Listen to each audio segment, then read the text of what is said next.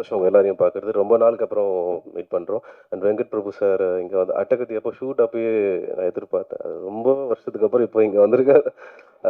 ஒரு மாதிரி எனர்ஜி இருக்கு. எல்லாரு கூடயும் இருக்கிறதே சந்தோஷம் தான்.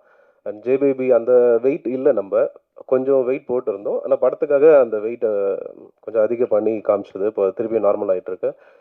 ஜே பேபி வந்து பர்சனலாக எனக்கு வந்து நான் எங்கள் அம்மா கிட்ட வந்து சின்ன வயசுல எப்பவுமே சண்டை போடுவோம்ல, அது பேச மாட்டோம். நான் அது மாதிரி பேசாமல் அவங்கள அம்மானு கூப்பிட்றது எனக்கு பிளாக் ஆயிடுச்சு. எனக்கு வாங்க போங்கன்னு ரொம்ப மரியாதையாக தான் பேசிட்டு இருப்பேன். இந்த படம் பண்ணிட்டு இருக்கும்போது ஒரு சீனில் அம்மாவை தேடும் போது ஒரு பெரிய ஃபேக்ட்ரி, அதில் ஃபுல்லாக ஷவுட் பண்ணி கூப்பிட்டுட்டே இருக்கணும், நல்லா சத்தம் போட்டு கூப்பிடணும். எனக்கு வந்து அதை கூப்பிடும் போது தான் ஒன்று ஓப்பனாக ஒரு பிளாக் கிளியரான மாதிரி இருக்கு. ஓகே, இந்த ஒரு சீனுக்காக தான் இந்த படம் நான் எனக்கு அமைஞ்சிருக்கு போல இருக்கு அப்படின்ற மாதிரி எனக்கு ஃபீல் ஆச்சு. அப்புறம் ஆக்டிங்காக வந்து பார்த்தீங்கன்னா முதல்ல பண்ணும்போது பயங்கரமாக நடிக்கணும் அப்படின்ற ஒரு இன்ட்ரெஸ்ட்ல, அப்புறம் குக்கு விசாரணை நிறைய நல்லது நடந்திருக்கு.